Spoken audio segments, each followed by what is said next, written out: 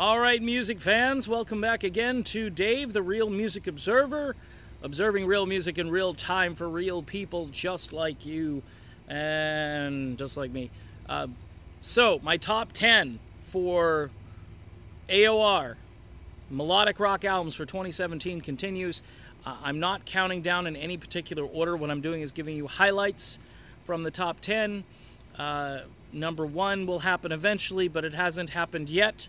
That's a special video, and that'll be coming up. I know when I'm not talking Steve Perry, Journey, or drama, I don't get a lot of views on this channel. I did do a video about the Night Flight Orchestra yesterday, and I know one person actually tweeted me and gave me a perfect description of what it was, so they must have watched the video and then listened to the band. They were number 5. And number 3, this is one of the big surprise albums of the year, Steve Walsh, Black Butterfly. Amazing, amazing album.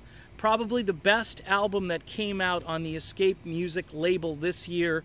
It's a label I'm loosely affiliated with because I'm helping promote some of their artists via these videos, and I would urge you to check out their library of terrific artists, probably many of whom you've never heard of. Steve Walsh, former lead vocalist of Kansas, was all but done with the music industry, came back. He's got this guy Tommy Denander on guitar playing throughout this. He's got vocals by Steve Overland and the amazing Jerome Mazza doing 3 songs, technically 4, because the duet of Born in Fire with Steve Walsh is both Walsh and Mazza singing. They cleverly sort of weave the voices together. This album is phenomenal.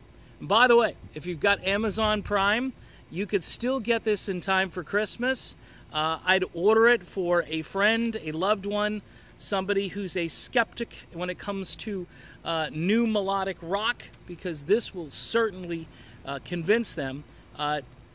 Just amazing music. I mean, if I just go through the track list, like I said, I mentioned Born in Fire, but a tune that I don't mention a lot is a tune called The Piper, which is track number 2. It's got this really quirky keyboard guitar hook thing. It was on an earlier project that Escape had put out. It was a 1-song thing for Steve Walsh, and then there were a lot of other folks who were performing on the CD. It's a completely different project. This was included on the album, and thankfully it was put right after Born in Fire, because it's a 1-2 punch with these songs. And like I say, the Jerome Mazza tracks, like Winds of War, they're just going to stick in your brain. This is like a duet album almost, because you got one guy, then you got another guy, and they both sound similar.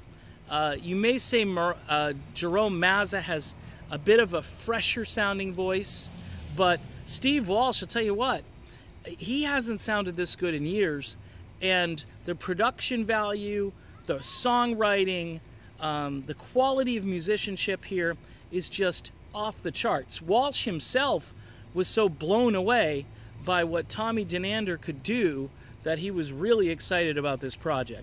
Escape Music, Amazon, iTunes, your usual places. You could stream it on Spotify. Get yourself a hard copy. I mean, the artwork is phenomenal. There's the inside of this CD. Terrific art. Nice picture of Steve Walsh there. You will not be disappointed. Number 3 on the year-end countdown for 2017. It's Dave, it's the Real Music Observer. We'll be back, and we'll observe more real music in real time for real people just like you right there. And this guy here, the countdown will continue all the way to New Year's Eve. We'll see you then.